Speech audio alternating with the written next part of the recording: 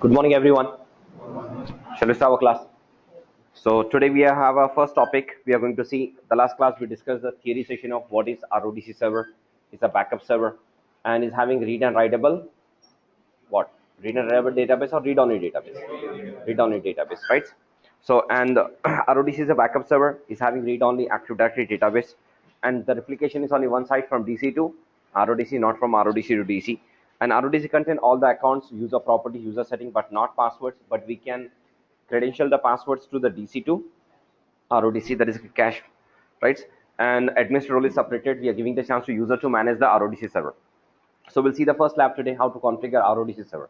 So please write down our first lab today, configuring RODC server.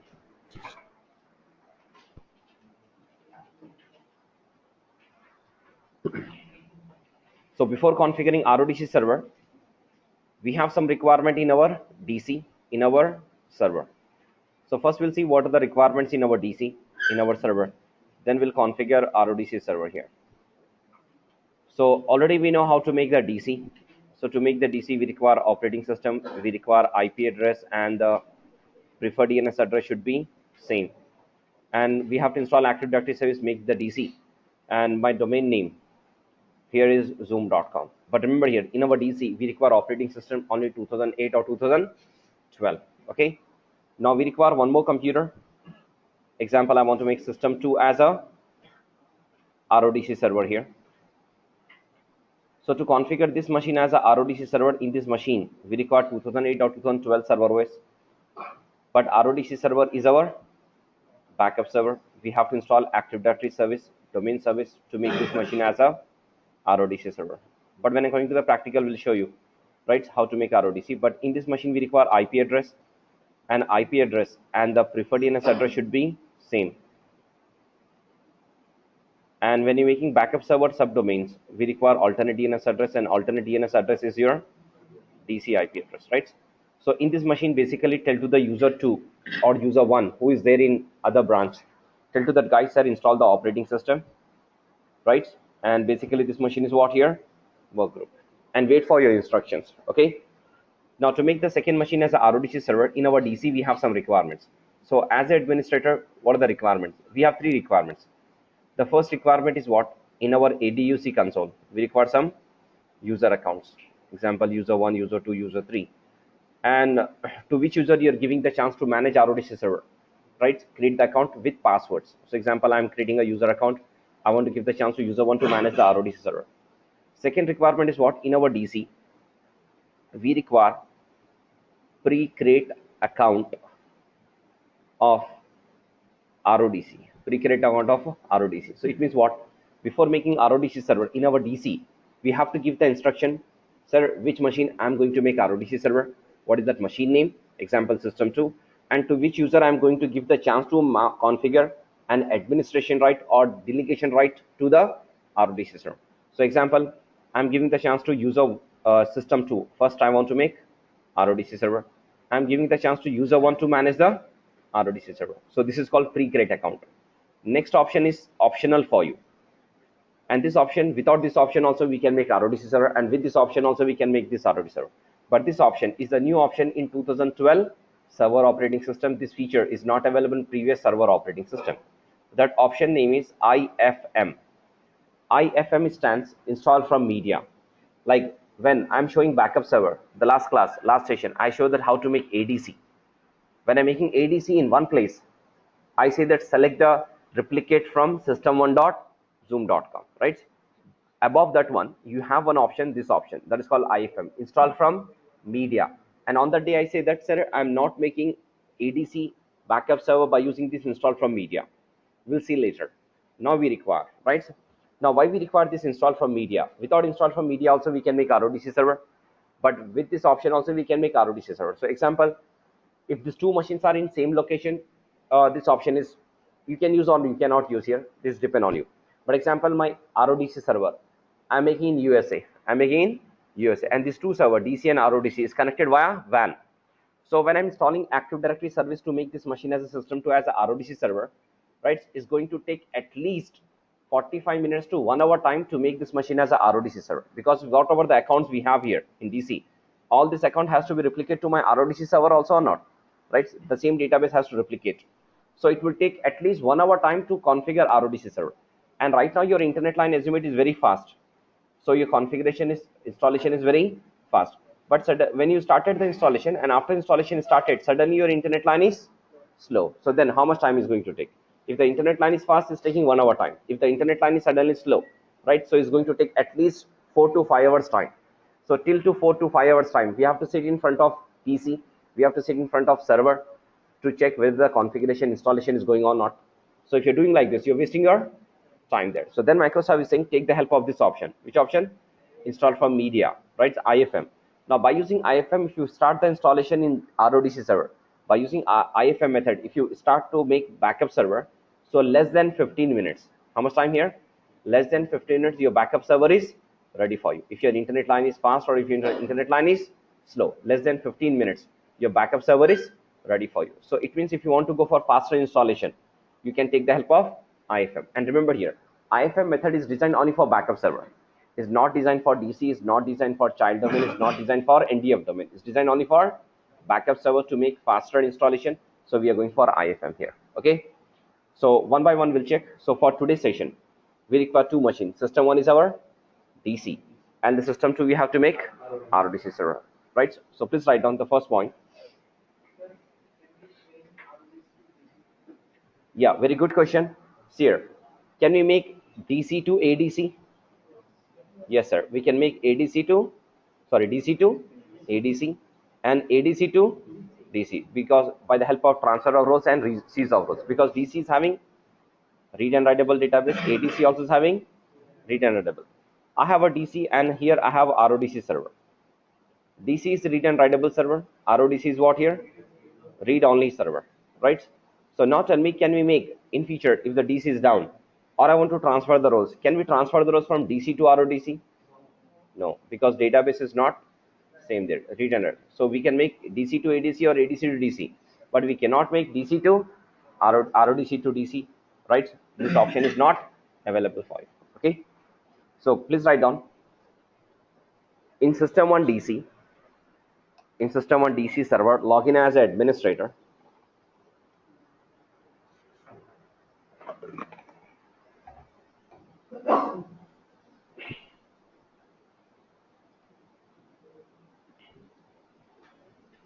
In system 1 DC, login as a administrator. Next point, write down, open the ADUC console and create some user accounts. Open the ADUC console and create some user accounts. Open the ADUC console and create some user accounts. Example, user 1, user 2, user 3.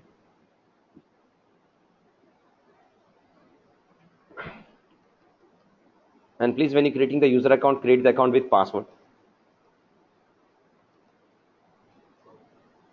Create the user account, user 1, user 2, user 3. Okay.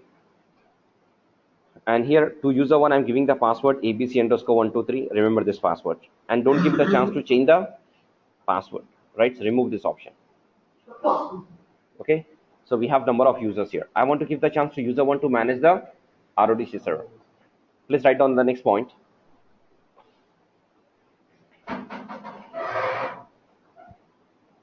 In ADUC console, right click on domain controllers container.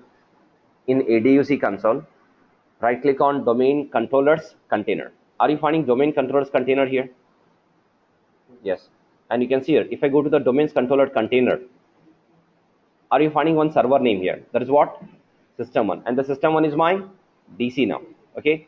So what we have to do now here in this place, we have to create one pre-create account of RODC. So we have to tell to our DC, I'm going to make this machine as a RODC, and that account we have to create here, right? So to create that account, what we have to do, we have to right click on this domain controllers, and here we have option pre-create RODC account. So write down, right click on, once again I'm saying please, right click on domain controllers container and click on pre-create RODC account. Right click on domain controllers container and click on pre-create RODC account. Click on pre-create RODC account. Okay. So once you click this one, pre-create RODC account, one new page will open. This is the welcome page. So write down, click next. One more time, next, 2 times, next, next. Now here is asking, sir, which computer you are making RODC server. So type that computer name, so that machine will act as a RODC. So which computer? So what is my second computer name? System 2, right? And in system 2, remember here, we require server OS tell to the user 1 who is there in USA how to install the operating system and change the computer name to what here? SYS2, right? So write down computer name dash SYS2. But in the lab, your computer names are different, that you have to check here. Computer name dash SYS2 and click on next. Now once you click next here, now it is asking, sir, this backup server system 2 you're making RODC backup server, so where you want to place it? You want to place in India site, or you want to place in USA site, or you want to place in default site, right? So I want to place this one in USA site. So write down, select USA site and click on next. Select USA site and click on next. But please, in the lab or in the real time, if you're not having sites in the lab, or maybe in real time if you're not having sites here, right? So then you have to select this default first site. If you have sites, select the sites. If you're not having, go for to the default first site. So select the site USA and click on next. So once you click next here, in next page, it is examining with Active Directory what are the other services you require when you're making backup server. Like when I'm making backup server, first I have to install Active Directory. With Active Directory, I require DNS service, and this machine should act as a what here? Read-only domain controller. So it is examining that with Active Directory, what are the other services you require there.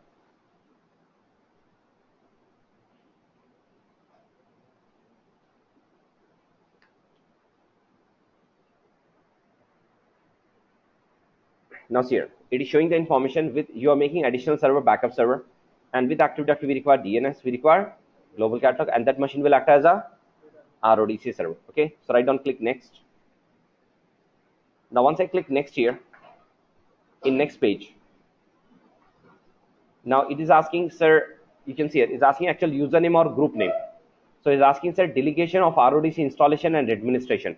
So you want to give the rights to which user to configure the RODC server, and management of RODC server. Who's going to manage? That username we have to add. That is a user 1. So write down, click on set.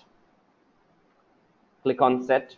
So once you click on set here, one new page will open, is asking object name here. So write down, type the username S1 and click on OK. Okay, sorry, U1. So write down, type the username U1. Type the username U1 and click on OK. Type the username U1 and click on OK. Accept it. Then write down, click next, next, finish. Click next, next, finish. So once you click next, next, finish, you can find here system 2 account here. So click next. One more time, next, and click on finish. And you can find system 2 account is successfully created. But observe here, the system 2 right now, what is showing here?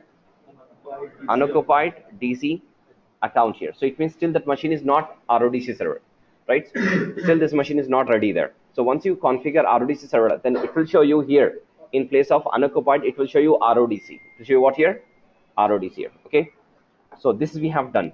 Now next option is optional, whether you require or not, you have to use. That is what here?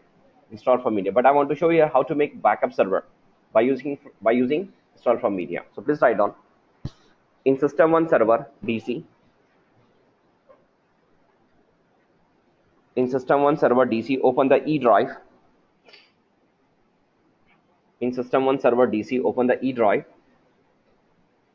Create one new share folder by the name IFM. In system 1 server DC, open the E drive and create one new share folder. Create one new share folder by the name IFM. So please create the share folder by name IFM only. Don't create the share folder by any other name here. Okay. So I'm going to my DC now. Open the computer. Open the E drive. So I'm going to create one new share folder here by the name IFM, right? Now this folder, when you're sharing this folder, sharing with everyone, read and Right. So write down dash permission, everyone read and write. Dash permission, everyone read and write. So when you're sharing this folder, you have to give the permission, everyone read and write. Dash permission, everyone read and write. So right click on this folder, click on share with, click on specific people, drag this option, select everyone, add the everyone, and select read and write, share. And remember this path, this is called network path, okay? Then click on done. This folder is shared, and inside this folder, don't create any subfolders, don't create any files. We have to generate the database, and we have to generate the database by using commands. So please write down next line. Open the command prompt. And please write down these commands one by one there. So write down the first command, ntds util enter. ntds util enter. Okay. So once you press enter, you are in ntds utility. Then write down next one, activate space instance space ntds.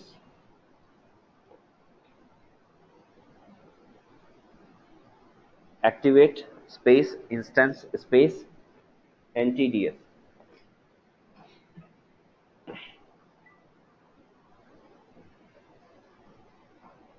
Okay, so once you press enter, your ntds is successfully activated.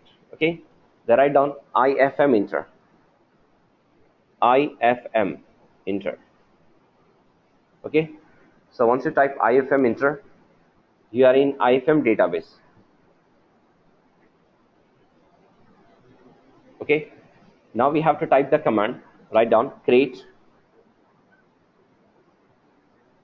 space sysvol space RODC space your location where you want to store the database file. That is location is what? Local location, that is e:/ifm. This is a database location.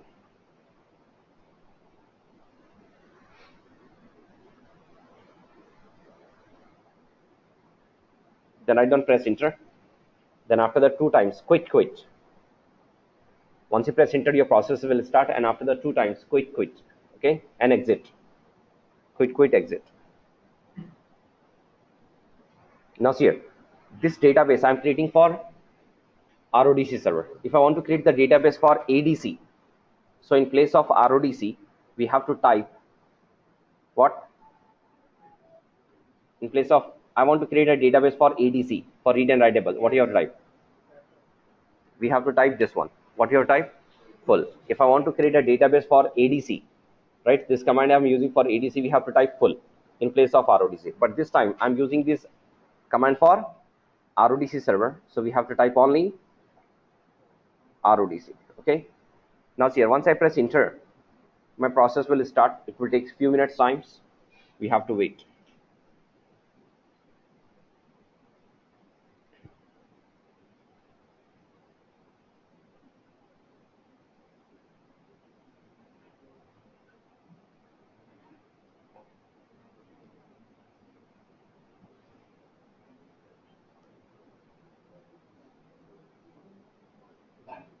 Now you can see the last one is written here. IFM media created successfully in this location. So now we have to type here quit. One more time quit, then exit. Okay. Now if you want to verify whether the really database is created or not, so open your IFM share folder. Once you open, are you finding some folders here? Yes. So this is called database is generated. Now next what we have to do? We have to copy this IFM share folder.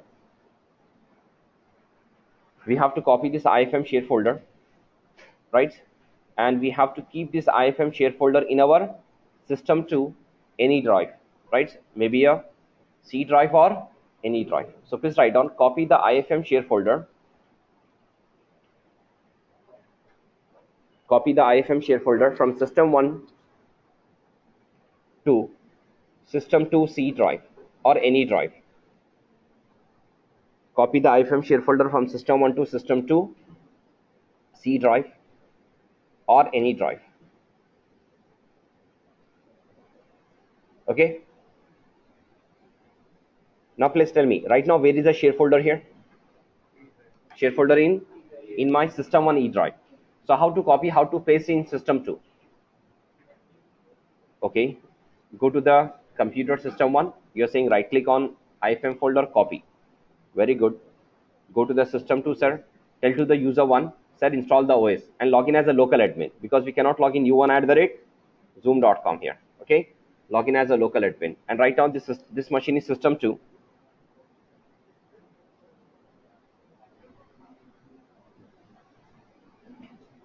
Please 1 minute here.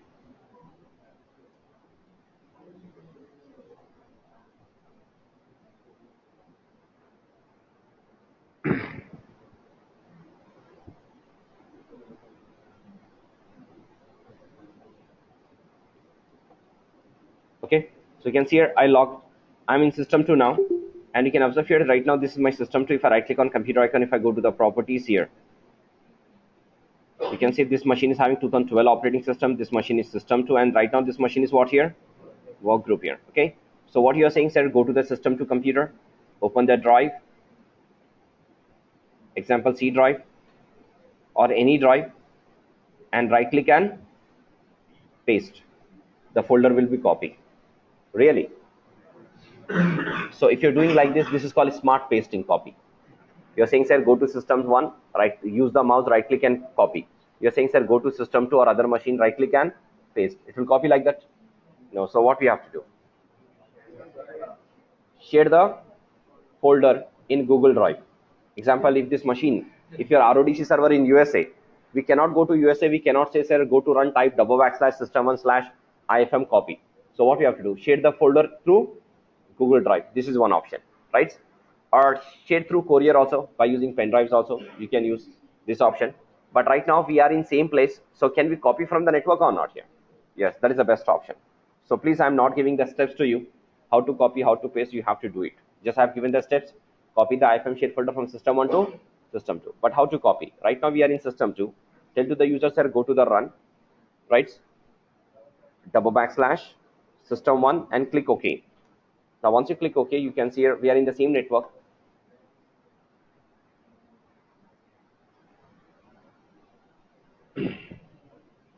Yeah, the machine is open, and you can see in system 1 there are so many shape folders are there, but which one we have to copy? IFM. So right click on this IFM folder and click on copy. Now close this window. Now go to your local drive, open the C drive in system 2, right click and paste. So please, in the lab you have to follow this one. Okay, now you can see here the system 2, we installed the OS in system 2, but still this machine is what here? Work group. So now I want to convert this machine work group to RODC server. So please write down next line. In system 2 computer, log in as a administrator, dash server OS dash server OS 2012, sorry, 2008 or 12, 2008 or 12. Okay, once again I'm repeating, in system 2 login as a administrator dash server OS 2008 or 2012 dash work group. So in this machine we require 2008 or 2012 server OS, and this machine should be what here? Work group here, right? But who is installing operating system in this machine? User 1. Tell to the user 1 on the phone, guide it, said like this is a method to install the OS, login as a local admin there, right? Then write down next line, assign the IP address and preferred DNS address should be same. You can see in the diagram here, IP address and preferred DNS address should be same, and alternate DNS address is DC, primary server IP address, and alternate DNS address is DC, primary server IP address. IP address and preferred DNS address should be same, and alternate DNS address is DC, primary server IP address. Okay, done. Now here, So this is my system 2. Right click on network icon, click on properties, click on change adapter settings, right click on Ethernet, click on properties, select the IPv4, click on properties. So IP address is 10.2, preference address is okay, same, that is correct, and alternate is 10.0.1. Okay, so next what you have to do, tell to the user 2, sir, in this machine you have to install Active Directory service, right, and guide it how to install Active Directory domain service. And already we know how to install. Yes, so please write down in system 2, install the Active Directory domain service. In system 2, install the Active Directory domain service. But tell me, once you install Active Directory domain service, automatically this machine will become DC or ADC or RODC server? No, we have to promote it. So you can see here, in this machine we have to install ADDS service, Active Directory domain service. So open the Server Manager console, click on Add Roles and Features. Just click on Next, Next, Next, and we have to check the box Active Directory domain service. And to save the time, already have installed the Active Directory domain service. So please, in the lab, if the service is there, that is good. But if it is not there, you have to add the service. And you can see here, right now this machine still is workgroup. We have to convert this machine to workgroup to RODC by using this flag, by using promoting this one. So write down next line. In System 2 Server Manager console, in System 2 Server Manager console, click on flag. In System 2 Server Manager console, click on flag. Click on flag and click on promote this server to a domain controller.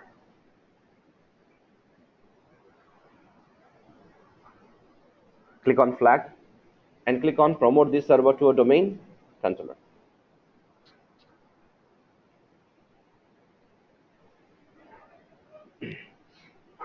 Click on flag and click on promote this server to a domain controller. So once you click this promote this server to a domain controller, one new page will open. That is our deployment page.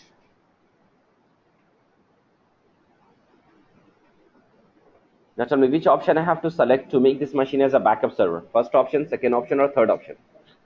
First option. To make backup server, we have to select first option. So write down select add a domain controller.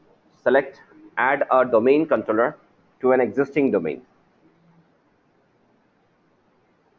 Select add a domain controller to an existing domain.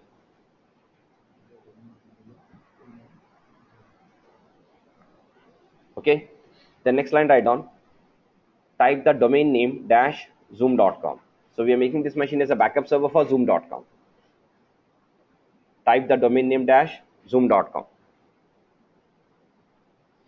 Now next is asking supply the credential to perform this action. So right now, the last class I said that when you're making DC, when you're making ADC, when you're making child domain, right? When I'm making NDF domain, I say that type the DC administrator name and password. And this time, we no need to type the DC admin name and password because already we given the chance to user to configure this RODC server. So we have to tell to the user set type your name and your password here.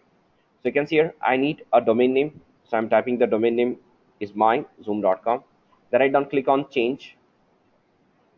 Click on change. So once you click change, then write down username dash what I have to type u1@zoom.com. So write down u1 at username dash u1@zoom.com and password abc_123. Password abc_123 and click on OK. Now once you click OK, is accepted. Then write down click next. Now once you click next, it will verify. You can see one blue line is crossing here in the top. It's verifying parent name is domain name is correct or not, and this user name is correct or not, or user is having rights or not. And here I will get one warning message also.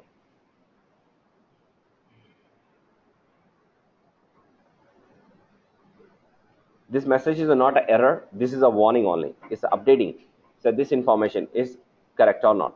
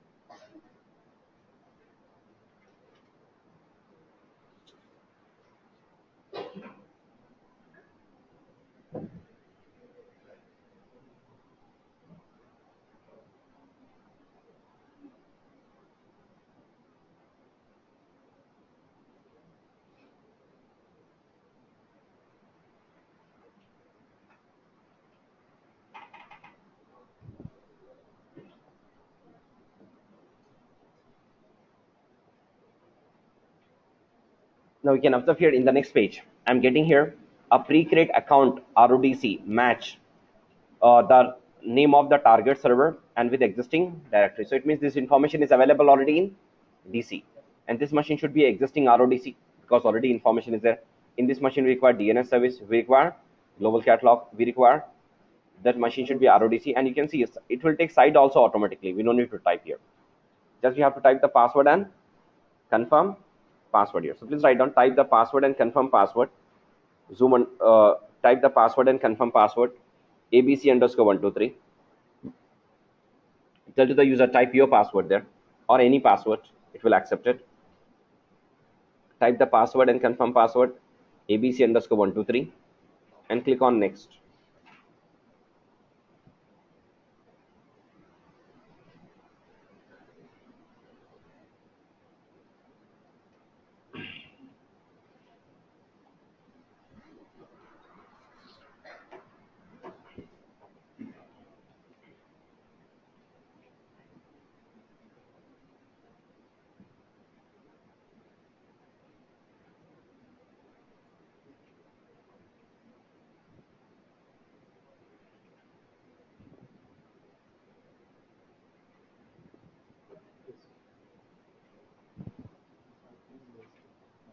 So it's taken site name USA and we need password and confirm password and click on next.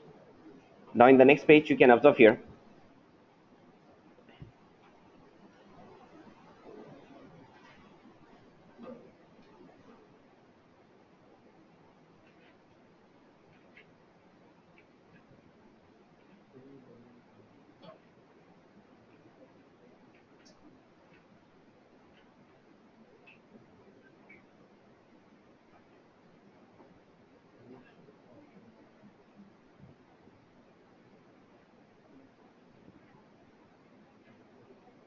and you can see in the next page is asking here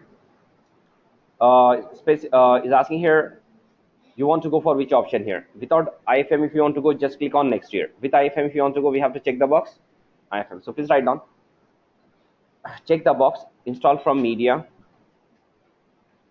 check the box install from media,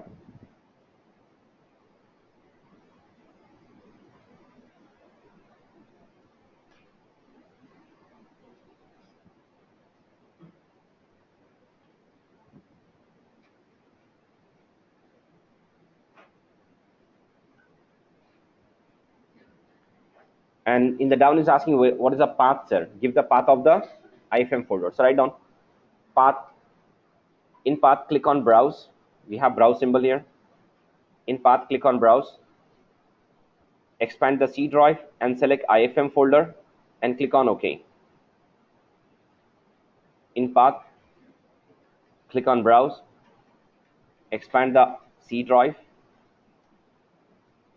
and select IFM folder and click on OK. Expand the C drive, select IFM folder, click on OK. Now is verifying whether this folder is correct or not.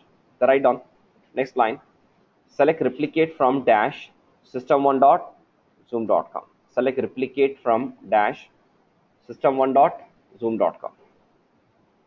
So this backup server has to replicate the data with system1 server. Okay. Select replicate from dash system1.zoom.com.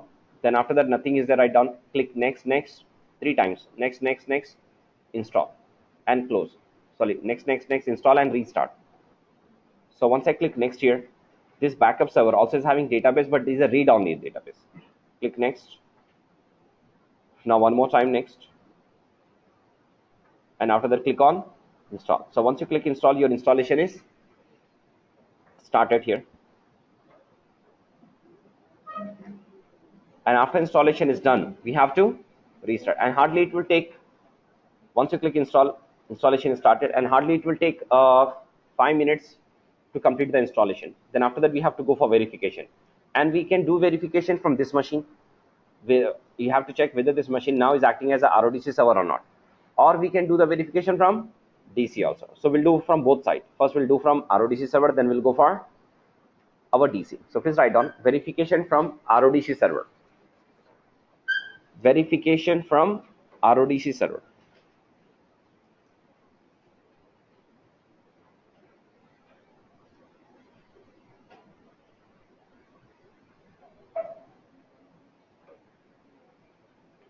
Verification from RODC server.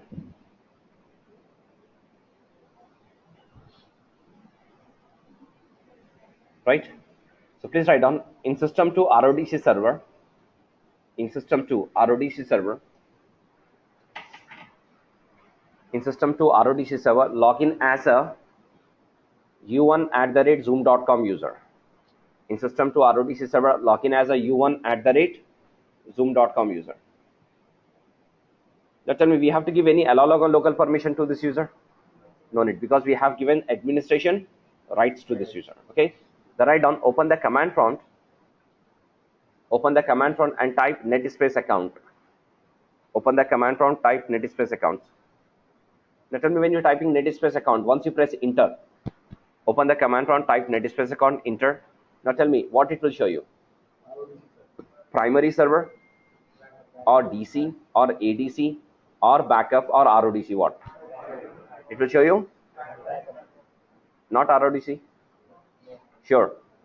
Yeah, that is correct. So please write down dash backup. Remember here, whenever you type this command, netspace account, it will not show you it will not show you DC or ADC or RODC. It will show you only two names. Primary or backup. But tell me, this machine is a read and writable server or read-only server? But as a user one, I can check the user accounts. Yes, we can check the user account, but we cannot delete the accounts, we cannot modify the accounts, we cannot create the accounts here. Option is not available. Okay. Now I want to do verification from DC. So write down verification from DC. Verification from DC. So write down in system one DC, login as admin. In system one DC, login as admin. In system one DC, login as admin. The next point, write down open the ADUC console.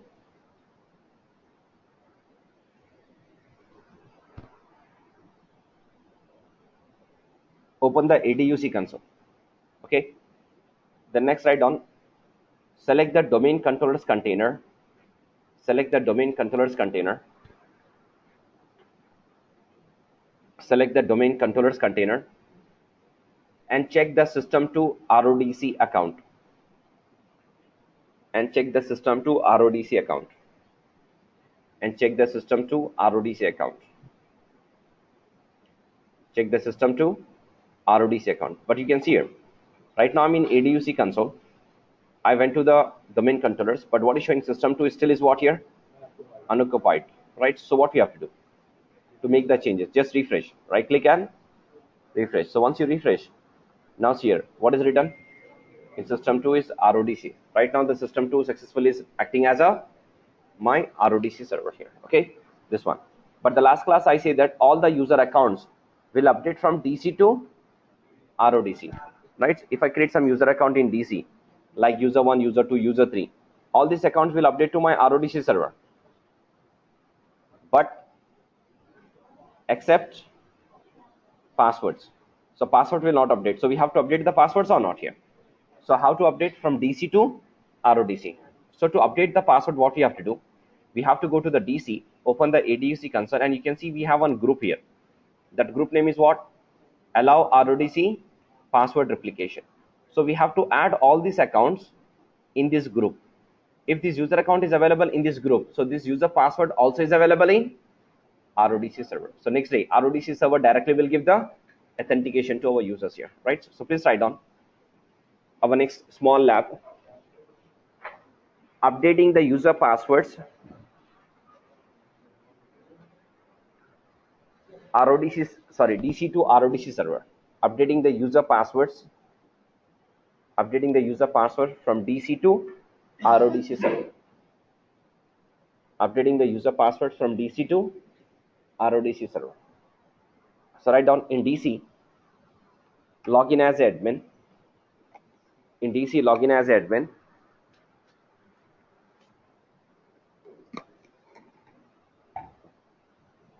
In DC, login as a admin. Next point, write down open the ADUC console. Open the ADUC console. Then write down select the users. Select the users.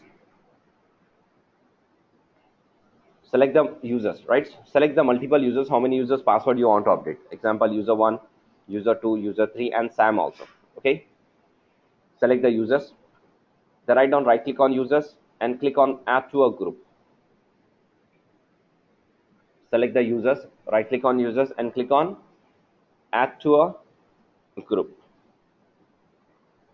Right click on users and click on add to a group. Now here, once you click this add to a group here, one new page will open, and in this page is asking the group name. So we have to type this group name. What is the group name here? Allow RODC password replication. So please write down, type the group name, allowed RODC. Type the group name, allowed RODC password replication group.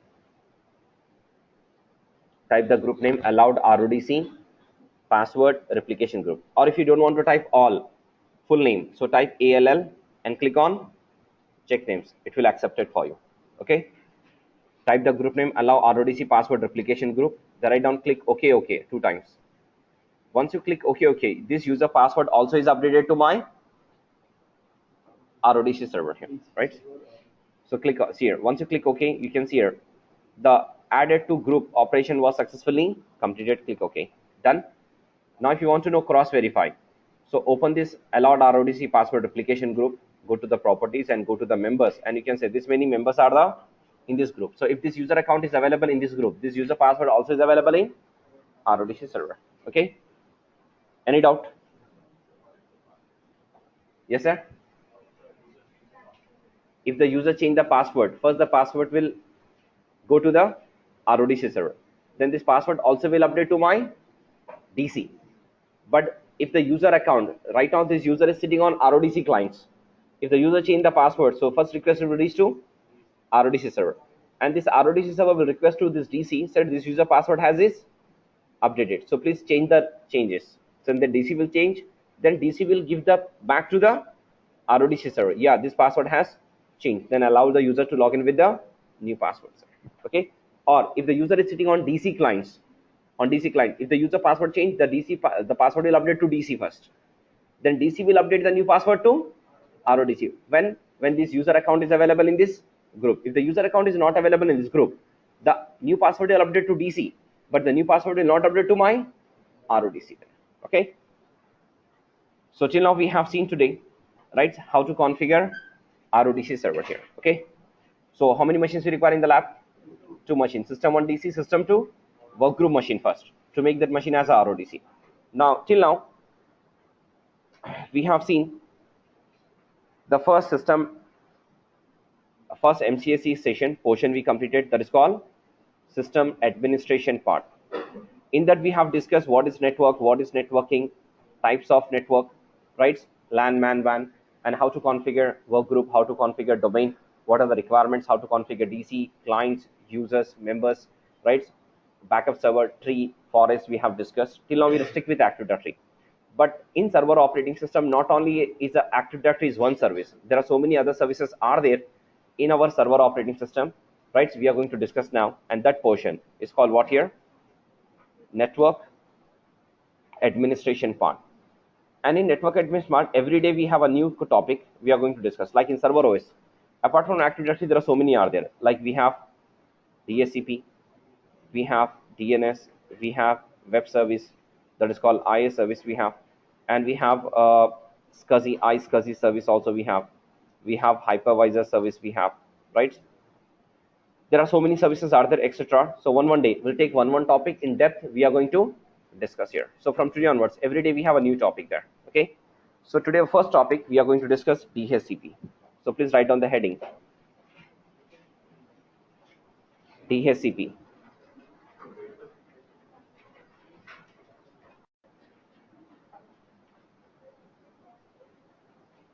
DHCP stands Dynamic Host Configuration Protocol. Now see here, in NT operating system, first try to understand this one. In NT operating system, this service is called boot P service. It's called what here?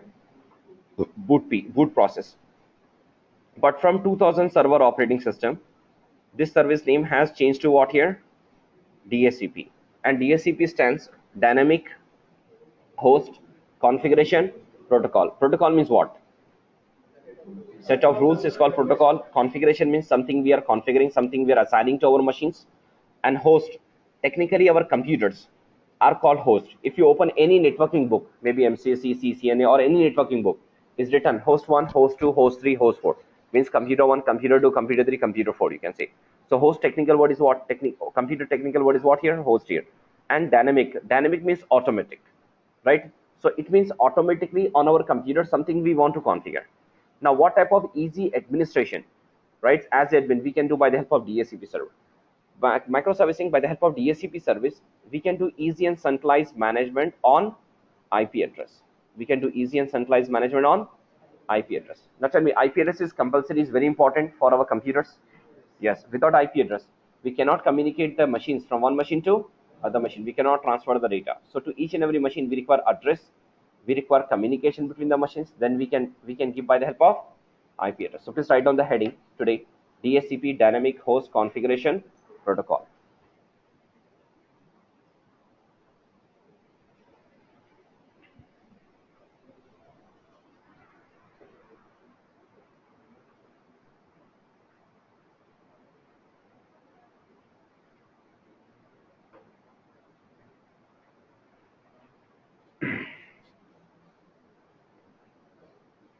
But earlier is called what here? Boot P service. But from 2000, 2003, 2008, 2012 is called what here? DHCP. Now, sir, what type of easy and centralized management we can do by the help of DHCP service here?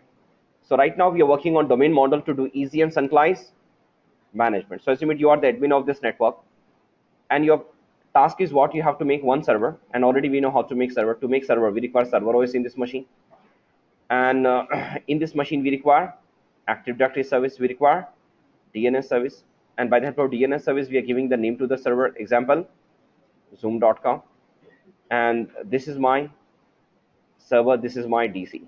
Okay, but to each and every server we require IP address or not here.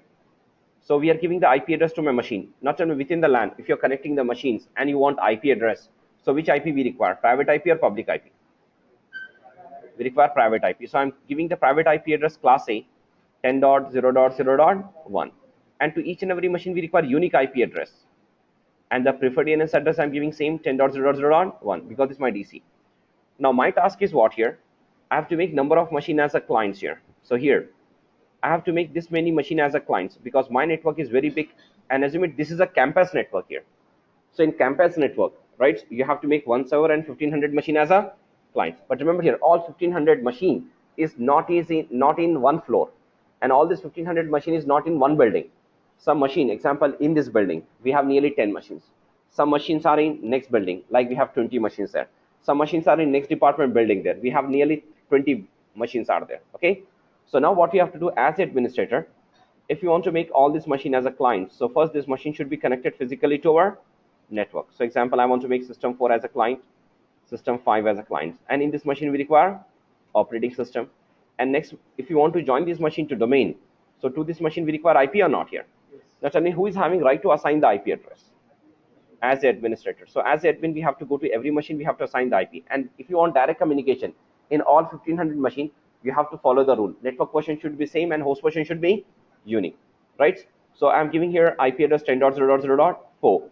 This machine IP is 10.5, and we require preferred DNS address is our server IP, that is our DC IP, that is 10.0.1. Okay, so like this, to how many machines you have to assign IP? 1500. So assume it in this building, right? In this building we have nearly 10 machines. So give the IP address from 10.1 to 10.1 to 10.100. But as admin, whenever I'm assigning the IP address to my machine, so technically this IP is called static IP address. This IP is called what here? Static IP address. So static means what? Manual IP. Static means what? Manual IP. Manually, as admin, I'm going to every machine, I'm assigning the IP address. Not only assigning IP address is a big job. No, within 1 minute, we already done this practical. Within 1 minute, less than 1 minute, can we assign the IP to one machine or not here? Yes, but if you have limited machines, but here we have not limited. We have 1500 machines, and all this 1500 machine different floors in different buildings we have. So assume in this floor, in this building, we have nearly 10 machines. As admin, I'm giving the IP from 10.1 to 10.10. Okay. Now go to the next building. We have nearly 20 machines. So I have to start the IP from 10.1 or 10.11.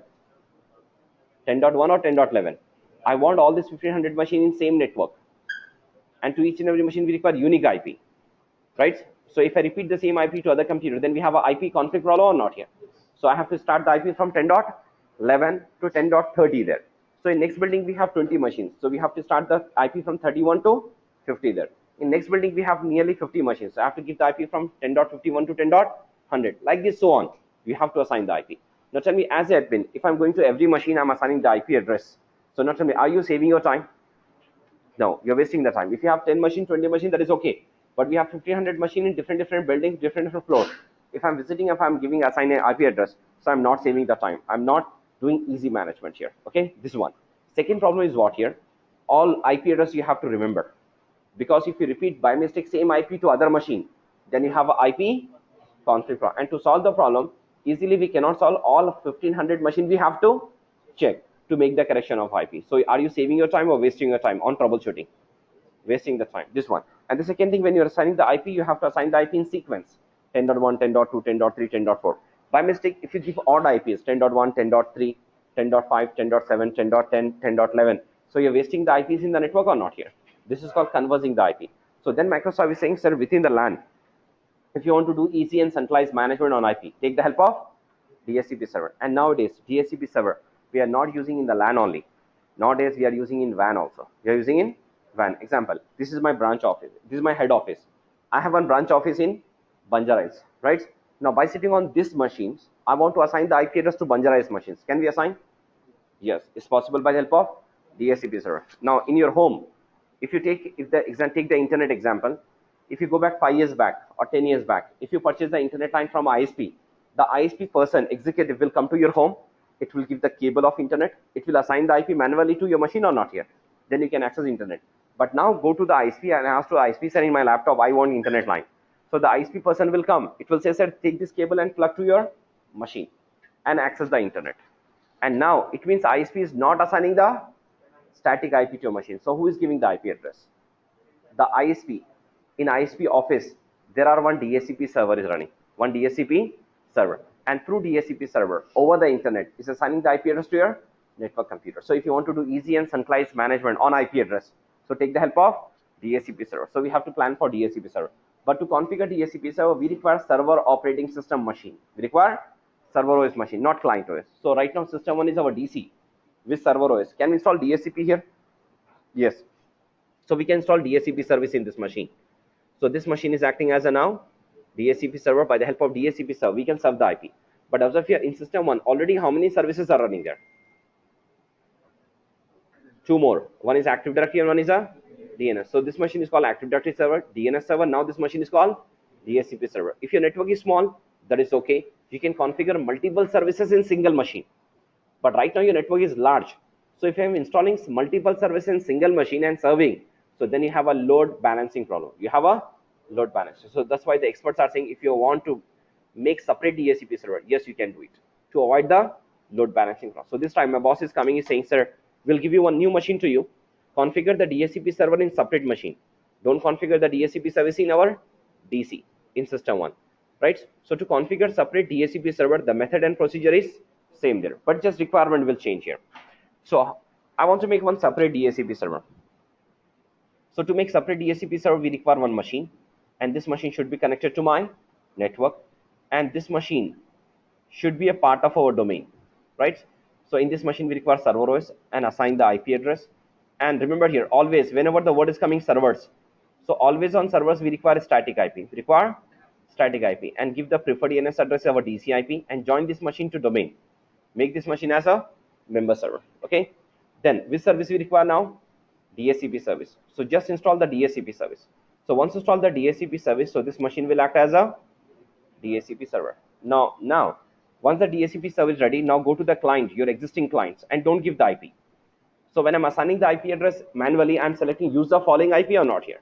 But if you want IP address from DHCP server automatically, so select the above that option. First option. The first option is what? Obtain an IP address automatic, right? So remove the static IP in all machines. If you have, if it is not there, that is good. If it is there, remove the static IP and select the obtain an IP address automatically, right? So now on these machines, on my system 4, system 5, there is no IP address. So who will assign the IP address to these machines? My DHCP. So DHCP job is what? Assigning the IP address to clients. And whenever the DHCP server is giving IP to this clients, so this IP is given by DHCP server is called automatic IP. At the same time, this IP also is called dynamic IP address. So whenever the DHCP server is giving IP to client, that is called automatic and dynamic IP address, right? And these IPs are not permanent. These IPs are temporary IPs. Remember, static IPs are permanent. Now tell me, if I give the IP address static 10.0.1, right? So now tell me, next day this IP will change. No, next week it will change, or next month it will change. No, whenever as admin when we are changing, then only it will change. That is called what? Static IP, manual IP. But dynamic IPs are assigned by DHCP server and is a specific period of time, not for permanent to this machine. Okay, so my DHCP server is assigning the IP address to client. But here you can see it in my network how many machines we have. 1500. But right now in my network 1500 machine is there. But right now I don't want IP address in all 1500 machines. I want IP address only in selected 1000 machines. Right now I want IP address only in selected 1000 machine. I don't want IP address 1500 machine. So now tell me, my DHCP server is having any good knowledge in which machine of your network we require IP, in which machine we not require IP? No, right? So then what? So Microsoft is saying the DHCP server is not having any good knowledge on which machine you require IP, on which machine you not require IP address. So here condition will apply. The condition is what? DHCP server job is what? Assigning the dynamic automatic IP to clients. But first, DHCP server will not offer any IP address to any client. Remember this one. DHCP server first will not offer any IP address to any client. First, client has to request to DHCP server for IP. On request, DHCP server will assign the IP address. Example, I don't know in your mind what question is there. So if you're not raising your question, if you're not asking your question, can I give the answer? No. If you ask the question, then I can give the answer or not here. The same thing, my DHCP server is not having any knowledge. In our network, there are so many machines are there. In which machine we require IP, in which machine we not require IP address. So here the condition is what? Who has to request first? First, client has to request. Then on request, DHCP server will assign the IP address to client. So Microsoft and experts are saying, first client has to send the request to DHCP server for what? For IP address. On request, DHCP server will assign the IP address. But tell me, on these clients, on system 4, system 5 clients, we have OS, but these machines are connected to network. That is okay. But on this machine, NAC cards, we have any IP address? No. On this client, we have any IP address? No. Or this client is having any good knowledge on which machine, on which IP or DHCP server is running? No. So if there is no information, so these clients can request to DHCP server? Yes or no? Example, you want to go to Abbott's and you don't know the route, right? From which route you have to go. Can you go there? No? Yes, sir. By searching, we can go, right? The same thing the Microsoft is saying here. Right now, the client is not having good knowledge in our network. In our network, on which machine, on which IP or DHCP server is running. But, right? So we say that, sir, answer is no. Because the client doesn't know on which machine, which IP or DHCP server is there. So client cannot request to server. But the Microsoft is saying yes. How? How is possible? It's possible by the help of your NAC card. It's possible by the help of this NAC card. So when I'm coming to the practical, or when I'm coming to the process, I will explain to you by using NAC card how these clients are requesting to DHCP server. But remember here the important point is what? First, client has to request to server for IP address to DHCP server. On request, DHCP server will assign that. Okay, one moment. My system 4 example is requesting to DHCP server for IP. Okay, so what the DHCP server will do, it will take the system name, it will take the NAC card MAC address, and it will assign one IP address. But tell me, my DHCP server is having any good knowledge on a client machine, which IP we have to give? Example, on the client machine, I don't want this 10 dot class A address. On client machine, I want 172.16 dot network or 192 network. So my DHCP server is having any good knowledge on the client machine, which class IP, which network portion IP we require? No. Yes or no? No. My DHCP server is not having any good knowledge on when the request is coming from client to server. So DHCP server is not having good knowledge on client machine, which IP, which portion, or which network portion IP we require. So then Microsoft is saying in DHCP server, once installed DHCP service, this machine is DHCP server. But still this machine is not ready to give the IP address because the DHCP server is not having any good knowledge on client machine, right? Maybe which class IP you require, class A, class B, or class C. In that there are so many network portions are there, right? So which network portion IP you require? So what the microservice saying in DHCP server, as the administrator manually, we have to create a range of IP address. We have to create what here? Range of IP. And this range of IP we have to create manually.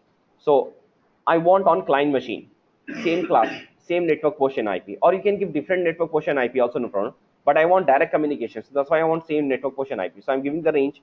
Start IP, I'm giving 10.0.1. And we have to give the end IP. End IP, I can give 10.0.0.255. So now tell me, the range start from 10.1 to 10.255. By using this range, to how many machines I can assign the IP address? Up to 255. But right now I have more than 255. Can we increase the range? Yes, we can increase. So what is the maximum range I can give here? 10.255. Good. 255 dot 254. Last 255 we cannot give. It will not accept. That is called broadcast. Okay. So this is a big range. Now tell me, can we assign the IP to more than 1500 machines or not here? Yes, we can assign. Okay. So now the range start from 1 to 10.255.255.254. Okay. From now my system 4 is requesting to DHCP server for IP. So DHCP server will check the range, and in the range, which is the first most free IP is available in the range, the DHCP server will offer, and the DHCP server will assign the IP to system 4. So now tell me which IP, 10.1, 10.2, 10.3 or 10.4, which IP is free? 10.0.3 or 2 or 1, which answer is correct? 10.0.3 answer is correct. Why not 1, why not 2? Because from this range 10.1, 10.2 already we used in our servers as a static, in our clients or in server static. So means the DHCP server is having this good knowledge in this range from 10.1 to 10.255. But out of this already we use some IPs, 10.1, 10.2. So DHCP server will not repeat this IP, right? The DHCP server will check in the range which is the first most free IP is available. It will assign that IP to client. So 10.0.3. That is good. Okay. Now, why DHCP server is not giving the IP address to this machine 10.4? Because 10.4 system 4 is requesting to this machine. Why DHCP server is giving IP 10.3? Why is not giving 10.4? Because the reason is what? The DHCP server will not assign the IP address according to system names. The DHCP server will assign IP address on request. Who is requesting first? In the range which is the first most free IP is available, it will give that IP. And this information is available in DHCP server database. So now one day your boss is coming, is asking to you, sir, on so and so machine, right, on system 4, what is the IP address? Because this machine is in 5th floor, right, and this department, I want that machine IP. So not only I have to go to that machine to check what is the IP. You can do one thing, go to 5th floor, log in as admin and check the IP, come back to your boss and tell to your boss, sir, on today on that machine I'm using this IP, sir, right? Or instead of this one, can you go to DHCP server? Can we open the DHCP server database? Can we give the answer, say this machine, this IP, this machine, this IP? Can we give the answer or not here? Yes. So it means the DHCP server is maintaining the database also.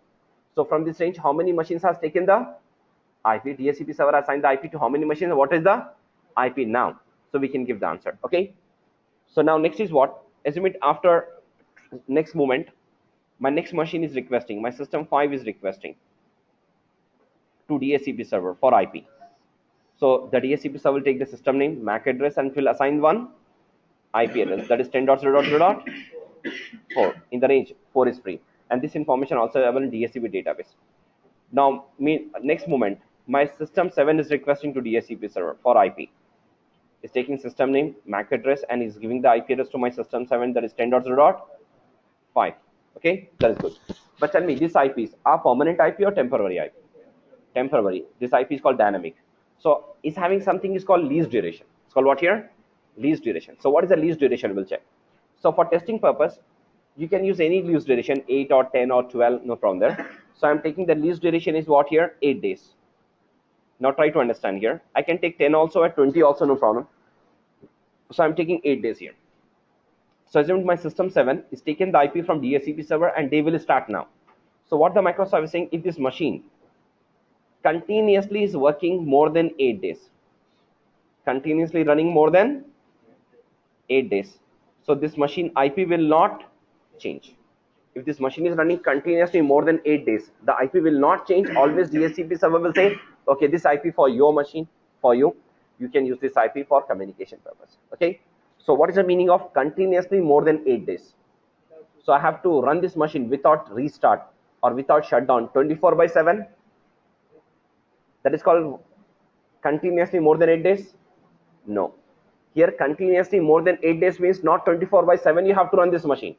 Continuously more than 8 days means within 24 hours. How many hours? 24 hours. Just start the machine for 5 minutes. Start the machine for 5 minutes. On the machine, log in as admin or log in as a user. Then after your 5 means job is done, shut down the machine. That is called what? Continuously more than 8 days. So means continuously more than 8 days means not you have to not to run this machine 24 by 7 without shutdowning, without restarting. So continuously more than 8 days means only in a day. Only how many minutes you have to run this machine? 5 minutes. That is called what? Continuously more than 8 days. If this machine is running continuously more than 8 days, this machine IP will not change. IP will be remaining same. You can use this IP for connectivity and communication purpose. But assume it, after some time, system 7 is taking the IP from DHCP server and they will start now. And one of the user is sitting on this machine and is working only for 4 days. How many days? 4 days. Someone is working on this machine 4 days. And after 4 days, totally this machine is off. No one is touching this machine. There is no problem in the machine. Machine is okay. But no one is sitting on this machine. No one is owning this machine. So like this, your 15th day also crossed and 16th day also is what here?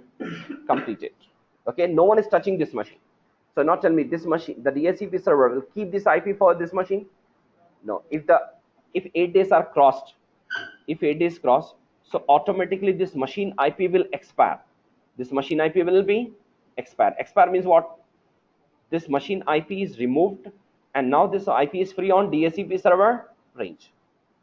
This IP is free on DHCP server range. Now this machine is totally off. No one is touching. Now meanwhile my system 10 is requesting to DHCP server for IP address.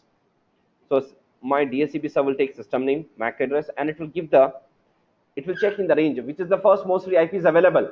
The DHCP server will assign this IP to client. So what IP is available now? DHCP server name 10.5, 10.6 or 10.7. Which one? 10.0.5. Right? It's free. So DHCP server is assigned the IP to system 10 is 10.0.5. Now after some time, assume it on 17th day. On 17th day, one of the user is owning this computer. Which computer? System 7. Now system 7 is requesting to DHCP server for IP.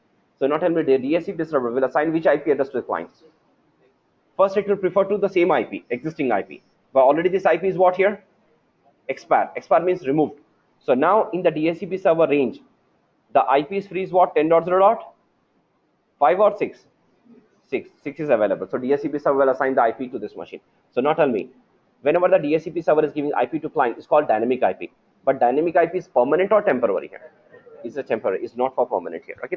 So by the help of DHCP server, what we can do? Easy centralized management on IP address. Now I will give you one example to you. Assume it in my office, we have nearly 10 laptops, right? And 20 tablets and 20 mobiles are there. Smart mobiles are there. So I want internet connectivity on or network connectivity in all 20 mobiles, in 20 tablets, in 10 laptops. So now tell me, how to assign the IP address to our laptops? Can we connect the cables? Can we assign the IP or not? Yes, option is available. Now tell me how to assign the IP address to your tablets, how to assign the IP address to your smart mobiles. Take the cables and connect to your mobiles, or take the cables, connect to your tablets and assign the IP. Can we do it? No. So how to assign the IP? We have to assign the IP through DHCP server. So DHCP server is used for to do centralized management on IP address on any device, on any remote device or physical device. If you want IP, we can give the help of DHCP server.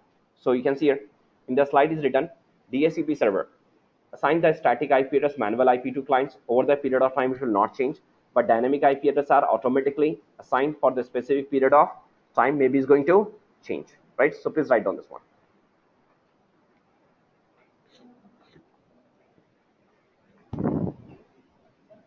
Yes sir, please. Any class sir. Is not compulsory, same range you have to give. Example, on DHCP server I have used what 10 dot, but I want on client machine 192. You can give, but Connectivity is there. IP is assigned, but communication is not there. If you want communication, we require router there. By DHCP server, we can assign the IP address of any class to our clients. DHCP job is what? Assigning IP. Which IP? Dynamic. Which class? Any class. That is the work.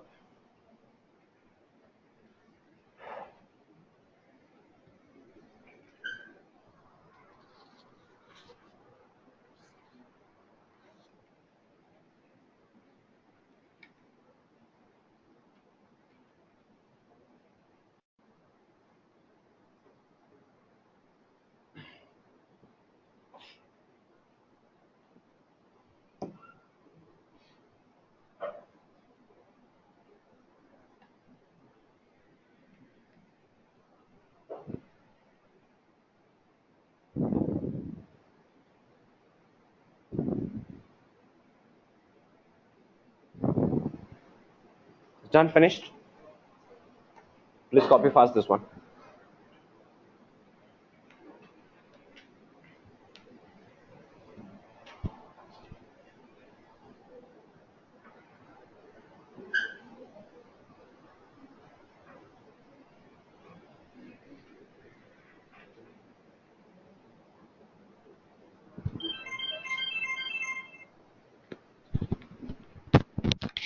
So please copy the next page. Please copy this one.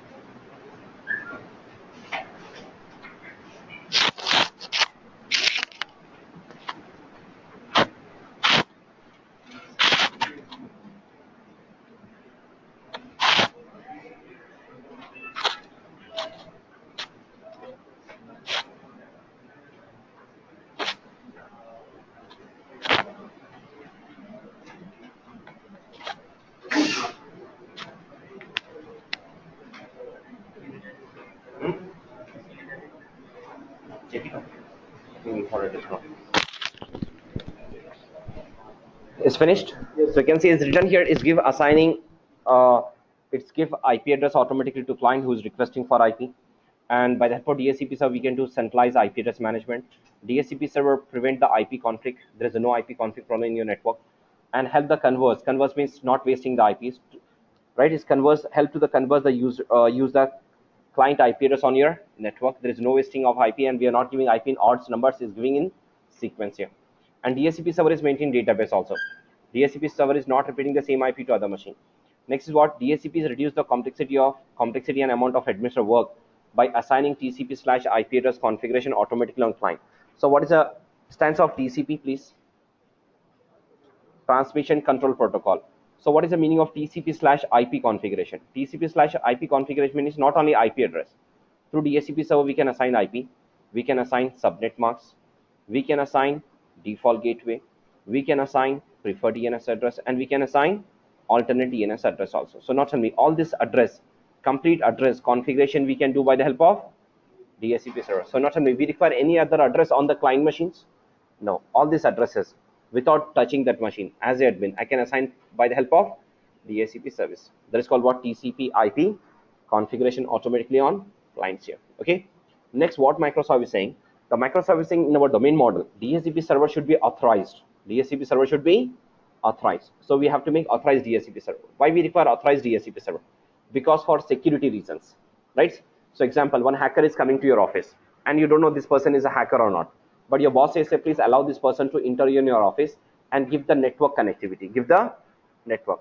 So this person in his laptop is having server operating system and is making that machine as a DHCP server. He know how to make, and through the DHCP server, if he assign the IP to, first of all, the hacker machine is not a part of my domain, is not a client of my domain, it's a work group. And if this hacker is assigning the IP address to my machines, so my machine's information is available in hacker machine or not here. And if the hacker want to reach to your machine, what hacker has to know? System name, MAC address, and IP. If these three things the hacker knows us, so the hacker easily can reach to your machine to hack the data or not here. So if the hacker DHCP server machine is assigning the IP to my machine, so my client machine is information is available in hacker machine, hacker can access my machine very easily data then. Okay. So that's why the Microsoft is saying if you are installing DHCP service and you make the DHCP server authorized, so your DHCP server you have to install in DC or you have to install in member server. If your DHCP service is available in DC or is available in member server, so then this machine is called authorized DHCP server. It's called what here? Authorized. So remember here, if I want to make authorized DHCP server to secure our network, right? So we have to install DHCP server in DC or member server, not in workgroup machine here. Okay, it's called authorized. So that's why you can say in the domain model, DHCP server should be authorized to assign the IP address to clients. Reason is what? It is a security precaution that ensure only authorized DHCP server can run in your network to avoid the running illegal DHCP server in our network, right? And in DHCP server, we have one more thing that is called scope. What is scope? We are saying in DHCP server, we require what here? Range. And this complete range technically is called what here? Scope here. Now tell me the scope. What is scope? Scope is a range of IP address to assign the IP to clients. Okay, but scope automatically will create or manually we have to create? Manually we have to create. So please write down the last point. Don't write this authorization. I will show you how to do it. Just write down this one, scope. Next line, write down scope and copy this one. Don't write authorization, just write scope there. Scope is a range of IP address that are available to lease to the clients.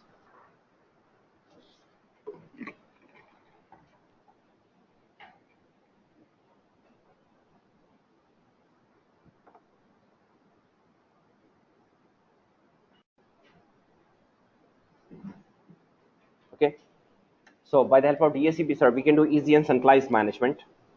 But we have to configure one machine as a DHCP server or not here. But tell me, DHCP server is assigning the IP to client. First, client has to request to DHCP server. DHCP server will assign the IP to client first. First, client has to request. So we have to check the process. And this process is called process between DHCP server and client. Because whenever you're writing MCSC exam, 413 exam, or whenever you're going for interviews, maybe MCSC interview, system admin, or network admin, or Cisco admin, or any networking course interview if you attend, it is asking compulsory this question.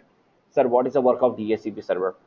And how the DHCP server is assigning the IP to client and how the client is requesting to DHCP server. You have to tell the process. And this process is called DHCP, lease generation process. It's called what here? DHCP, lease generation. So please write down the heading, DHCP, lease generation process. And please don't draw any diagram or any window or computer here. We'll take our own diagram for this checking this process. Okay, DHCP lease generation process, or you can say a process between DHCP server and client also. Okay, so we'll take our own diagram to understand what is the process here. So to check this process, we require two machines. I'm making system one is my DHCP server and IP is like this. Okay, so I'm installing DHCP in same machine with Active Directory. That's why preferred DNS address is same. But in DHCP server, what I need as the administrator, we have to create what here? Scope. So now tell me, I will give you the chance to copy, then you can copy first. Listen, this is very important point. Now scope automatically will create or we have to create? We have to create. So I'm creating the scope. I'm giving the start IP address range from 10.0.0.1 to 10.0.0.0.255. This is my range. And from this range, some addresses already I have used as admin statically on my servers or some clients. Example, 10.1 already I have used, 10.2 already I have used, 10.3 also I have used, right? So what I want from this range, some addresses I don't want to give to the clients through DHCP server. I will give manually there. Okay, so what I'm doing here from this range, 10.1 to 10.10 example. Okay, so I'm saying this address should be excluded. This address should be excluded from this range. So range from 10.1 to 10.255. 10.1 to 10.10 excluded. So it means I'm giving the instruction to my DHCP server, sir, don't distribute the IPs from 10.1 to 10.10. Leave this one and start the distribution IP from 10.0.11. Some addresses already I've used, 10.1, 10.2, 10.3, 10.4 already I've used. 5, 6, 7, 8, 9, 10 still is free. So whenever I'm creating new servers or I'm creating some clients, on there I require a static IP, I will use this address there. Okay, so now my DHCP server will start the distribution IP from 10.0.11 there. Okay, this is one. Now to check this output, we require one new machine. That machine should be a client here. So I'm taking one computer. I'm saying this machine is my system 2. And this machine is called DHCP client, because this machine is going to take the IP from DHCP server. So what the Microsoft is saying, you have to make sure this machine should be connected to my network, right? This machine should be connected to network. You have to make sure. And right now this machine, NAC card, is having any IP address? No, there is no IP. So who has to request first? Client. But how the client is going to request? So what the Microsoft is saying, just you have to confirm this machine is connected to network or not, right? And to send the request to as an admin or as a user, I want to send the request from client to server. So what we have to do? So just Microsoft is saying, make sure this machine should be connected to network and just power on this machine. What we have to do? Just power on. So once you power on this machine, once you on this machine, right? Once you on, your NAC card is having any IP address? No. But remember here, your NAC card is a broadcast device. Is a broadcast. NAC card is a broadcast device. So whenever your NAC card is not having IP address, so automatically your NAC card is generating this request in our network. That is called broadcast request for IP address. Who is requesting? Who is generating this NAC card? So whenever your NAC card is not having IP address, is shorting in the network, right?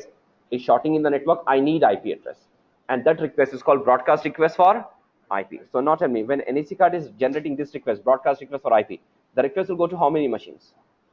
The request will go to all the machine in my network, right? But all the machines will reply? No. At the same time, the request also is going to DHCP server. So DHCP server will give reply or not here. So it means the first request is coming from DHCP client to DHCP server. So this packet technically is called DHCP discover packet. DHCP discover. Discover means searching, finding. Blankly is searching, finding. So who is the server, sir? I need IP address. Sending the request to all. So the same time, request going to client to DHCP server. When the request coming to DHCP server has to give the answer to client or not here. So what the DHCP server will do? The DHCP server will check in the database, which is the first most free IP is available in the scope. So which is the first most free IP is available? 10.0.11. So the second request packet is coming from DHCP server to DHCP client, and this packet is called DHCP offer packet. This packet is called what? DHCP offer. Now try to understand what is offer. DHCP server is not assigning the IP to client. Just DHCP server is offering. DHCP server is saying, I have this IP free in my range 10.0.0.11. You require or not? So what the client will say? Yes or no? So try to understand. Offering means not given. Offering means just showing. I have this IP 10.11, whether you require or not. So what you will say? Yes, I need or not here. So the client has to request back to the server. The third request packet is coming from DHCP client to DHCP server, and this packet is called DHCP request packet. DHCP request. So in DHCP request packet, what the client is saying to server, sir, take this system name. My system name is system2, and this machine, my machine MAC address, NIC card MAC address is this one. And if this IP is free, which IP free? 10.11. So please give to me, right? So what the DHCP server will do, it will take the system name, it will take the MAC address, and it will assign this IP. Now DHCP server has to assign the IP or not here? Till now DHCP server has not assigned the IP. DHCP server has to assign, and that packet is called acknowledgement. It's called what here? Acknowledgement.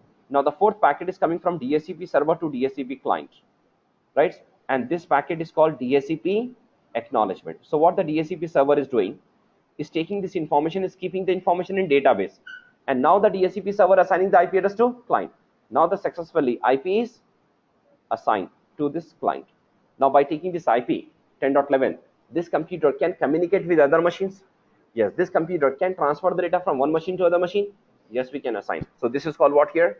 Process between DHCP server and client. Now tell me how many packets are traveling between DHCP server to DHCP clients here? 4 packets. Who is generating the first request packet? DHCP client. How? By using NAC card. So once you on this machine, so if your machine is connected to network and your machine NAC card is not having IP, so automatically your NAC card is generating which request here? Broadcast request for IP. The first packet request coming from client to server, that is called DHCP discover. This discover means searching, finding, blankly there, right? And second packet is coming from DHCP server to client, that is called offer packet. And next packet, DHCP client is requesting to DHCP server, that is called what here? Request packet. In request packet, DHCP client is giving his system name, MAC address, and is saying I need this IP. So DHCP server is giving acknowledgement. In acknowledgement, DHCP server is assigning the IP address, right? So successfully IP assigned, you can start the communication. So how many packets total? 4 packets. And this process, technically short, is called DORA process. It's called what here? DORA. If you go to interview, if anyone is asking, sir, what is the process between DHCP server and clients? So you have to say, sir, by the help of DORA process, DHCP client is obtaining one IP address from DHCP server. If the person is saying, sir, I don't know what is DORA process, please explain. So then you have to draw these 2 computers and draw these lines and say discover packet, offer packet, request packet, and acknowledgement. Not tell me, is it easy to understand this concept? Yes, but it's very important for you, because I found when you're joining as a level 1 admin or level 2 admin or level 3 admin, in every interview it will ask this question, sir, what is the work of DHCP server? What is the job? Say second question, sir, how the DHCP server assigning the IP to client? What is the process? You have to explain this one. Okay, so please copy this. Yes, sir. Okay. Yes, sir. Very good. Okay. Sir, in every class, my student will ask this question. Sir, at a time, I am owning the multiple machine, right? Multiple machines, maybe 5, maybe 10. So how the DHCP server is going to serve the IP to clients? How the DHCP server will give the first IP to which clients? Not tell me. If you want to serve something, first come, first in, first come, right? You can take it. Now, how you will decide? Example, some persons want to take some data from you. So to which person you will give first? By seeing date, by seeing time, by seeing hours, by seeing minutes, by seeing seconds. After that, you will not see anything. But our computer will work on milliseconds also. Not only nanoseconds also it will check that one. Okay, millisecond. And so whenever the client is sending, it will check the milliseconds also. It will check who is sending first request. We don't need to worry about that one. That is background process here. Okay, there is no conflict at a time. If you're saying, sir, same time is sending the request, it's checking millisecond also, right? So then it will handle automatically who is first, who is second there.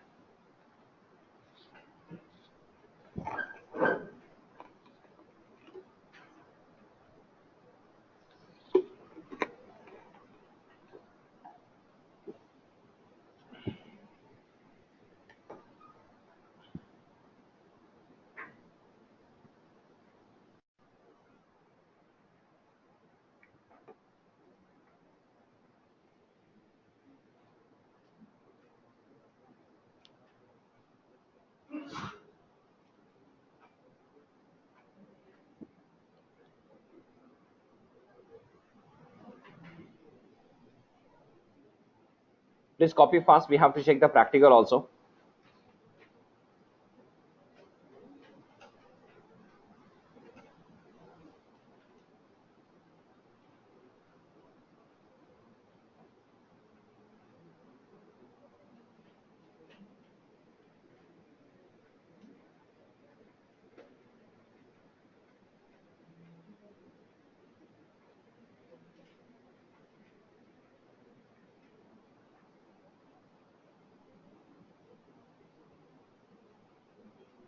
Done? Finished? All of you? Okay. So please write down our next small topic is that is very important. DHCP. Now here, first here, DHCP lead generation problem. Who is requesting first? Client is requesting to DHCP server. That is what here? Discover packet. Next, who is requesting? Server to client. That is what here? DHCP offer packet. Okay. The next request is coming from client to DHCP server. That is a request packet. And the fourth packet is coming from DHCP server to client. That is called acknowledgement. And once the acknowledgement packet is passed successfully, IP is assigned to my client here. Okay.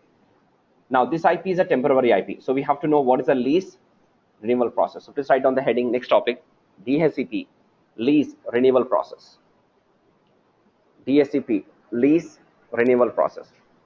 Because I'm saying here this IP, which is given by DHCP server, is a permanent IP address or temporary IP address? It's a temporary, right? Now assume it here. I'm taking this building, right? By the help of DORA process, my DHCP server has taken the IP from DHCP client. IP assigned 10.11. But assume it, I'm taking this building for 1 year leased, right? After 1 year is completed, what I have to do now? If I want to do the business here, I have to go for renewal of my agreement here. If I don't want to do the business, I have to leave the place. The same thing here, the microservice saying, by the help of DORA process, my client is taking the IP from DHCP server, but this IP is a temporary IP. So please write down one point there. DHCP client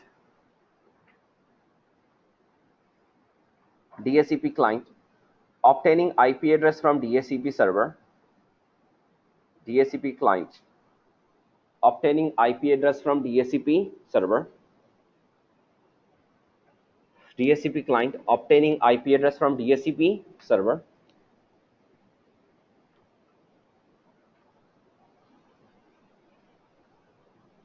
This IP is called dynamic leased IP address. This IP is called dynamic leased IP address. This IP address is called dynamic leased IP address. Okay, fine. So now next write down default lease duration is default lease duration is 8 days. Default lease duration is 8 days. Then write down maximum lease duration is 999 days, 999. You can say 999 days, 23 hours, 59 minutes. Maximum lease duration is what? 999 days, 23 hours, 59 minutes. Okay. But whenever the word is coming maximum, opposite word is what? Minimum. So write down minimum lease duration is 1 minute. Minimum lease duration is what here? 1 minute. Okay. So it means default is 8 days. If you like, you can increase, or if you like, you can decrease here. But to understand this concept, lease duration, I'm not changing the lease duration. I'm keeping the 8 days, or in the lab, if you want to understand, you can take 10 days also, 15 days also, or 20 days also, no problem there. So now, by the help of DORA process, my system 2 client is taking the IP from DHCP server. So now the day will start from today. Okay, and lease duration is what here? 8 days. So what the microservice is saying here, if this machine is running continuously, if this machine is off, if taken some IP is off, so the IP will expire. If this machine is running continuously more than 8 days, IP has to be renewed or not here, right? So now what the microservice is saying, first time lease duration is what here? 8 days. Whenever the first time my client is completed 50% of lease duration, first time my client is completed how many percent? 50% of lease duration. So automatically we are not doing anything. So 50% of lease duration means what here? 4 days are completed. How many days remaining is there? 4 days remaining is there. Okay. So now the client is requesting to server. Now which packet the client will use? The client will not use discover packet. The client will use request, because the client is having information of server. Server is having information of client. And this packet is called unicast packet here. So directly the client is requesting to server, right, by using request packet. And the client is requesting this time to server, sir, I completed 50% of this duration. Please increase my days. Please increase my days. So then I will get number of total days here. So what the server will do? The server will take this request and the server will give acknowledgement. Server will give what here? Acknowledgement. Now tell me in acknowledgement, my server is giving acknowledgement. So in how many days the server will add to the clients? The server will add how many days? 4 days or 8 days? 4 days. Sure? Or 8 days? If you add 8 days, then what is your total? 12 days. Now tell me this number and this number both are same? No. So then your mathematics is wrong here. Right? So the microservice saying how many days are completed? How many days are completed? The server will add only that number of days here. How many days are completed? 4 days. So the server will add 4 days here. Now total how many days? 8 days. Like this, so on. And this is a logical process. We no need to do anything. We no need to type any command. We no need to do anything. Automatically, whenever the client completed 50% of lease duration, automatically the client will request to server and server will give acknowledgement and number of days will add, so on, like this. Okay. But assume it after some time, my client is completed 50% of lease duration and my client is requesting to server. And if the server is working, server will give answer. But this time my server is not working. My DHCP server is not working. So there is no acknowledgement package has given to client. So now tell me, your first request packet is failed or not here? Yes. Now tell me, once the first request packet is failed, after 50% of lease duration when requesting, so your IP will expire. Expire means removed. Will expire? No, because still you have 4 days. So what the client will do, if the first request packet is failed, the client will wait and it will generate the second request. But when? After completing 87.5% of days. After completing 87.5% of days. Means what? Nearly 7 days are completed. Remaining how many days are there? 1 day. At this moment, my client is requesting to server. And this moment, my DHCP server is working. And DHCP server is giving acknowledgement also. DHCP server is running and the DHCP server is giving acknowledgement. So now tell me how many days the DHCP server will add? 7 days. So again, the client is having how many days? Again, the client is having 8 days. Like this, so on. So next time, whenever my client is completed first 50% of this duration, client is requesting to server, server will increase the days. If 50% request is failed, the client will wait. It will generate the second request after 87.5% of days, and the server will give the answer. But assume it, my first request is failed after 50% of least duration because my server is not running. And second request, the client is generating after 87.5% of days, and this time also my server is not working. So second request also is failed. Then what? First request also failed because my server is not working. Second request also is failed after 87.5% of days. My server is not working. Then what the client will do? The client will generate the third request or not? The client will not generate the third request. The client will wait to complete 100% of this. Means 8 days. Now once the 8 days is completed, so now tell me, this IP is for this machine? No. So automatically this machine IP will expire once the 8 days are completed, right? The IP will expire. Expire means automatically IP is removed. So now tell me, on this machine we have any IP address? No. So again your DHCP, again your client will start this process. Which process? If the 100% of completed and there is no IP, again your client will start this process. Which process? DORA process, to search who is my next DHCP server in my network to assign the IP address, right? So this is what here, lease renewal process. So how many times my client is requesting to server to renew the days? 2 times. First, after completing 50% of this duration. If it is failed, then second, after 87.5. If both are failed, then client will wait to complete 100% of this. Then it will start again DORA process, right? So please write down this one. First request after completing 50% of this duration.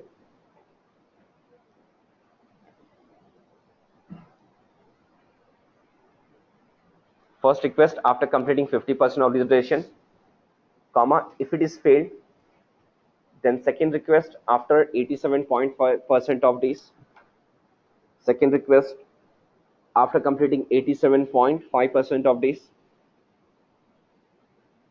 comma, if it is failed, the client will wait to complete 100% of lease duration. If it is failed, the client will wait to complete 100% of lease duration. The client will wait to complete 100% of lease duration and again start DORA process.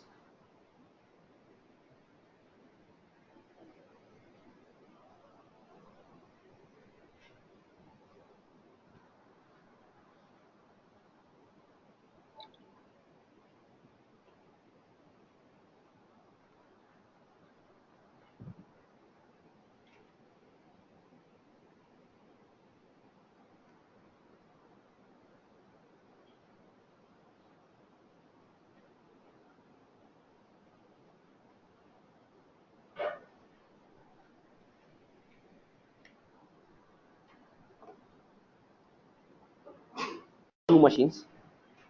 We have to make system 1 as a DHCP server and system 2 as a client to check the verification. Okay, so please write down our, in this topic first lab, write down in this topic first lab. In this topic first lab, configuring DHCP server.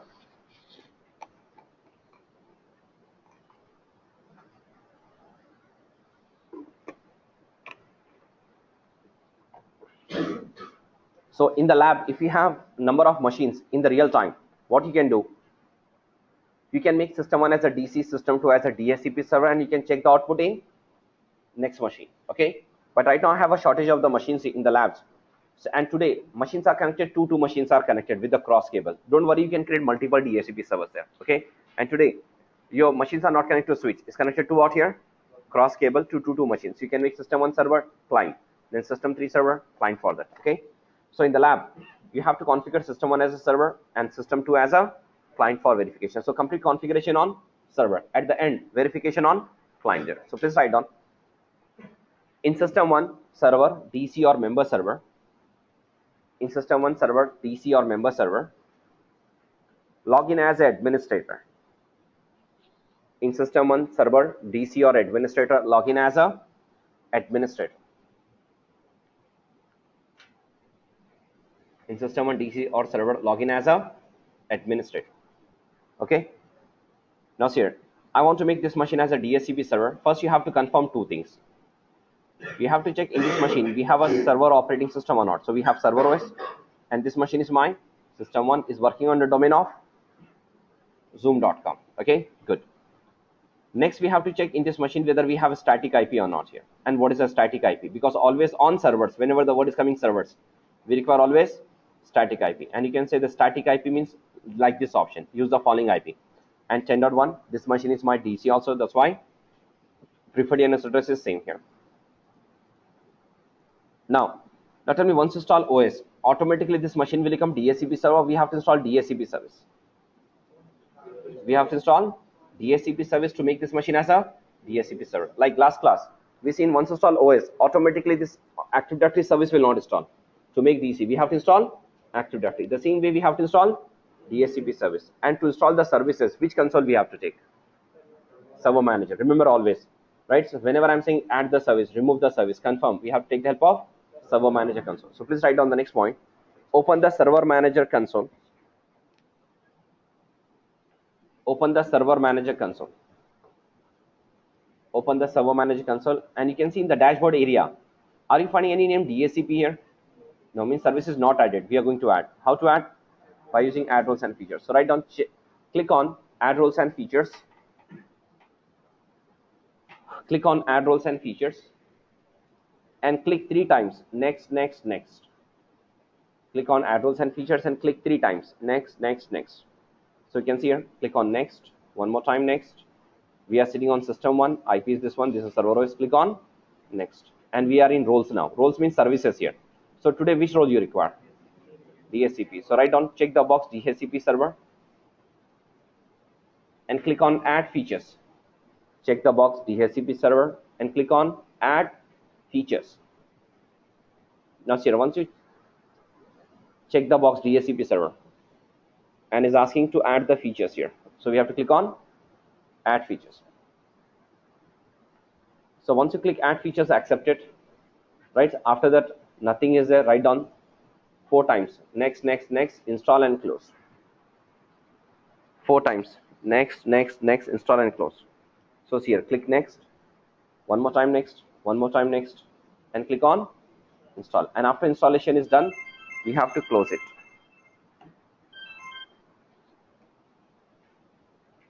After installation is done, we have to close. But remember here, after service is added, we have to check what flag.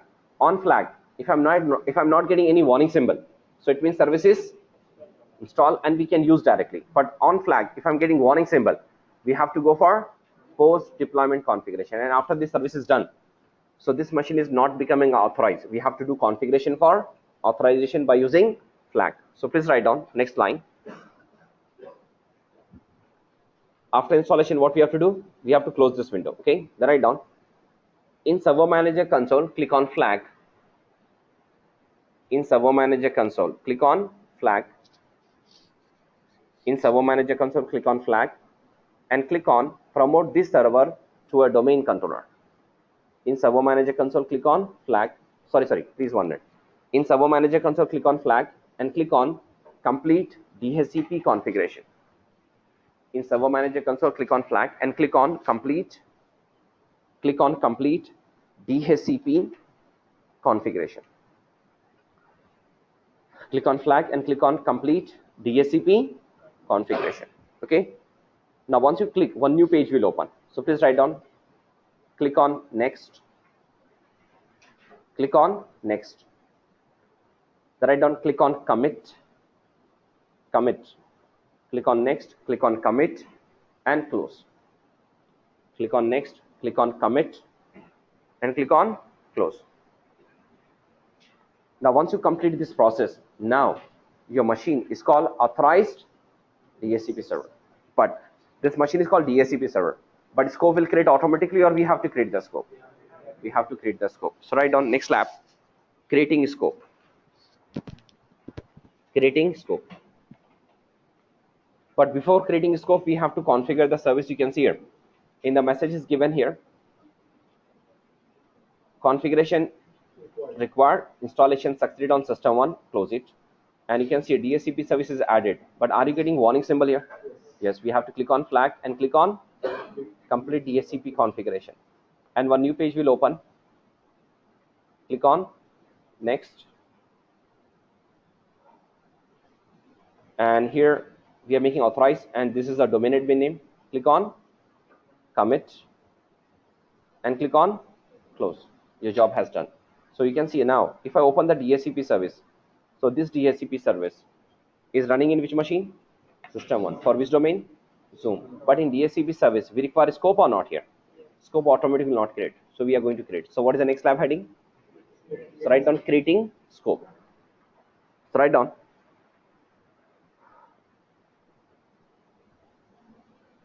in system 1 server, open the DHCP service. In system 1 server, open the DHCP service.